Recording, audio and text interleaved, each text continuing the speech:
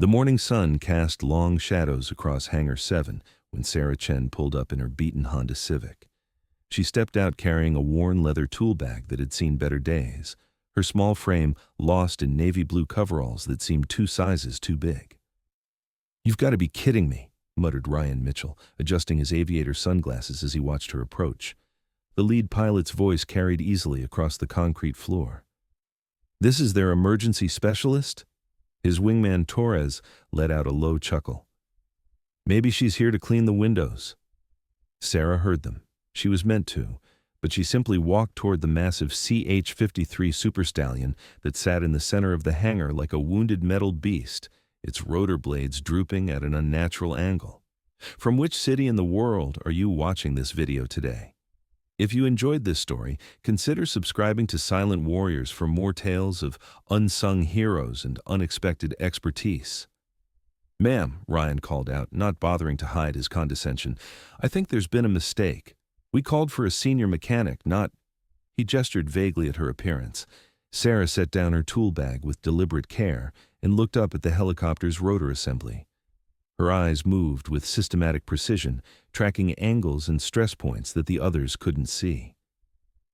"The bearing housing," she said quietly. "Upper swash plate assembly. Catastrophic failure, probably caused by metal fatigue in the pitch control rod." The hangar fell silent. Ryan exchanged glances with his teammates. How could this woman diagnose the problem just by looking at it? But he was still skeptical. "Listen, sweetheart," Ryan said, his voice dripping with sarcasm, "that's just guessing. Real work is different. This helicopter weighs 30 tons. Your tiny hands can't lift those heavy parts." Sarah didn't respond. She pulled a custom-made wrench from her bag. It bore no manufacturer's mark, as if she had crafted it herself. While the other technicians watched with curiosity, she opened the main panel cover with a single motion. The others usually needed 2 people working together to open that cover. "Impossible," Torres whispered. Sarah began to work. Her hands moved as if she knew every single component. Throughout the hangar, other technicians stopped their work and began watching her. "The problem is," Ryan continued, watching Sarah more closely now, "the Secretary of Defense is flying in this helicopter in 2 hours. If you can't fix it, my career is over."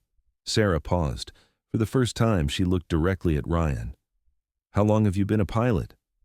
12 years, Ryan replied, puffing out his chest. "And let me tell you, only expert teams can fix these kinds of failures. Normally, we bring in a team from San Diego." "From San Diego?" Sarah's eyebrows rose. "For this failure? Did they check the timeline?" Torres interjected. "Ma'am, no disrespect, but this stuff is serious. People's lives are at stake." Sarah arranged her tools. Each one appeared precise, professional, and surprisingly advanced. When Ryan approached for a closer look, he noticed these tools met military standards. "Where did you get these tools?" he asked suspiciously. "Left over from my old job," Sarah replied curtly, focusing on the main rotor system. Ryan looked at his teammates. "Old job? Where was this old job?" Sarah didn't answer. She placed her hands on the rotor rods and applied gentle pressure to test them. Then she shook her head. "The problem runs deeper than we thought. Metal fatigue is just a symptom. The real issue is in the vibration damper. Nobody noticed this." "How are you going to test the vibration damper?" Ryan asked with a mocking smile. "This procedure requires special equipment." Sarah pulled a small device from her bag. It looked handmade but extremely sophisticated. She connected the device to the rotor system and pressed a button. Waveforms appeared on the screen. "What is that?" Torres asked in amazement. "Vibration analysis device. I made it myself." Sarah studied the data on the screen. "Look, there's an anomaly at 47 Hz frequency. This shows the damper springs are 30% worn." Ryan and Torres looked at each other. This woman wasn't just making visual assessments, she was conducting real technical analysis, and she was right. "Okay," Ryan spoke in a more serious tone. "Let's say you're right. How are you going to change these parts? The replacement process takes 6 hours. We have 2 hours. Sarah smiled for the first time. Who said it takes 6 hours? Sarah slid under the helicopter. Because of her small build, she could easily reach places others couldn't access. This was actually an advantage. "Hold the flashlight," she called to Ryan. Ryan reluctantly complied. As he watched Sarah work, he realized this woman was no ordinary mechanic. Every movement was precise and professional. "I've seen these connections before," Sarah murmured to herself. "CH-53E model with slight modifications." "How do you know this model is a CH-53E? Torres was surprised. "There's no model designation at the hangar entrance." Sarah didn't hesitate. "Rotor configuration. The E model has a distinctive arrangement." Ryan and Torres exchanged meaningful looks. This knowledge wouldn't be found in an ordinary mechanic. Sarah continued working. She was using a special technique to remove the damper spring. The normal method required lowering the entire rotor system, but Sarah was extracting only the necessary part while keeping the system in place. "This is impossible," Torres whispered. "The manual doesn't say it can be done this way." "Manuals aren't always right," Sarah replied. "Sometimes there are other ways to get the job done." An hour passed. Sarah's hands moved as if she knew every part of the helicopter intimately. Ryan even began to notice that Sarah recognized some parts without even looking at them. "Sarah," Ryan said, "have you seen these parts before?" Sarah paused for a moment. "Some of them." "Where?" She didn't answer. She continued working. When the second hour began, Sarah had started installing the new damper spring. But something strange happened. The spring she pulled from the spare parts was different from the original. "This spring isn't standard," Torres observed. "No, it's an improved version," Sarah explained. "Better alloy used. Absorbs vibration 40% more effectively." "How do you know all this?" "While fitting the spring," Sarah said, "because I used to design these kinds of improvements." Ryan froze. "You designed them?" There was no turning back now. Sarah stood up and cleaned her hands. "Yes, I was an engineer in the Navy. I worked on helicopter development programs." "What?" Torres couldn't believe it. "Your Navy?" "Retired Navy," Sarah corrected. "Retired with the rank of chief engineer." Ryan's jaw dropped. "Chief engineer?" "You?" Sarah nodded. "I worked on the development of the CH-53E model. I know every bolt of this helicopter." This revelation drew ears from all over the hangar. Other technicians also approached. "If that's true," Ryan was still skeptical, "why are you working as a civilian?" Sarah's face darkened. "Because I had an accident during a test flight in 2018. My third vertebra was fractured. I couldn't remain on active duty." Everyone fell silent. Sarah's small frame now looked different. This wasn't a weakness. It was a sign of resilience. "But you still have the knowledge," Torres spoke respectfully. "Knowledge doesn't disappear," Sarah replied. "It's just used in different ways." As Sarah made final adjustments, heavy boot sounds came from the hangar entrance. When everyone turned, they saw Colonel Richards entering through the hangar door. 2 majors were with him. "Status report," Colonel Richards asked in a stern voice. "Is the helicopter ready?" Ryan stepped forward. "Sir, the mechanic is working, but—" Colonel Richards saw Sarah. He stopped. The expression on his face completely changed. "Sarah? Sarah Chen?" Sarah stood up and looked at the colonel. "Hello, David." Everyone in the hangar held their breath. Sarah had addressed the colonel by his first name. "Do you know each other, sir?" Ryan asked in confusion. Colonel Richards approached Sarah. "Know each other," he repeated. "Ryan, this woman is Chief Engineer Sarah Chen. She was one of the Navy's most talented helicopter engineers."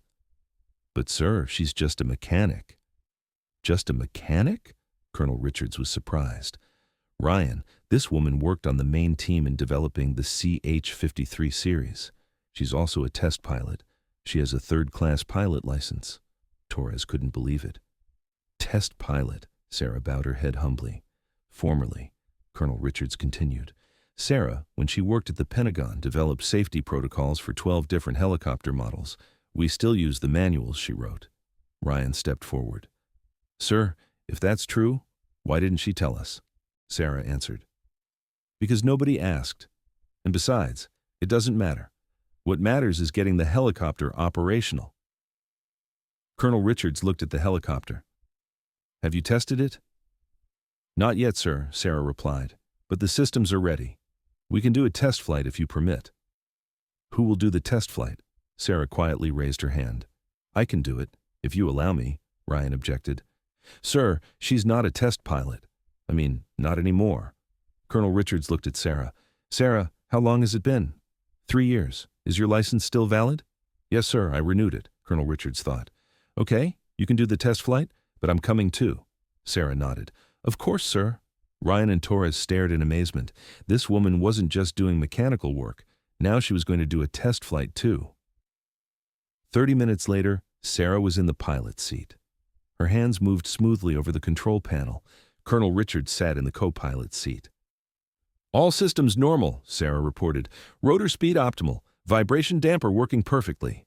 The helicopter began lifting off the ground. Ryan and the others came out of the hangar and looked up at them. Unbelievable, Torres said. This morning we were mocking her and now she's a test pilot, Ryan completed. In the sky, Sarah maneuvered the helicopter skillfully. Every movement was precise and controlled. Colonel Richards was impressed. Sarah, you haven't lost anything. Thank you, David. I just took a break. After a 10-minute test flight, the helicopter made a perfect landing in front of the hangar. The rotor sound was smooth and steady. There was no vibration at all. Sarah got out of the cockpit. Ryan approached her. Chief Engineer Chen, I apologize for underestimating you. Sarah smiled. It doesn't matter, Ryan. Nobody can know the truth at first sight. Torres also apologized. We were stupid. You're a real professional. We're all professionals, Sarah replied, just in different fields. Colonel Richards approached. Sarah, do you ever think about returning to the Pentagon? Sarah hesitated. I don't know, David. This life is good too, more peaceful. But your talents are being wasted here. They're not wasted. We proved that today. When needed, everyone does their part, Ryan interjected. Sarah, would you teach us some techniques, like this damper system? Sarah thought. Sure, but I have a condition. What is it? Just call me Sarah. Rank belongs to the past. Everyone laughed. Colonel Richards spoke one last time. Sarah, whenever you want to return to the Navy, come back. Our doors are always open. Sarah nodded. Thank you, David. But for now, I'm happy here. As the day ended, Ryan helped Sarah get into her car. Sarah, I have one last question. Ask. This morning, when you heard us, why didn't you respond? Sarah smiled. Because proving is more effective than responding. Ryan nodded. You're right. And today, you taught us a great lesson. Sarah started her car. Not a lesson, Ryan, just cooperation. As her car moved away from the hangar, Ryan and the others watched her with respect. The small woman had left a big impact. The next morning, there was a small note on the hangar wall. True strength is not needing to prove yourself, but always being ready when necessary. SC double quote. Ryan read the note and smiled. Sarah Chen was a true professional. And now, he would try to be like her too. Subscribe to Silent Warriors if you believe the quietest heroes often carry the deepest stories.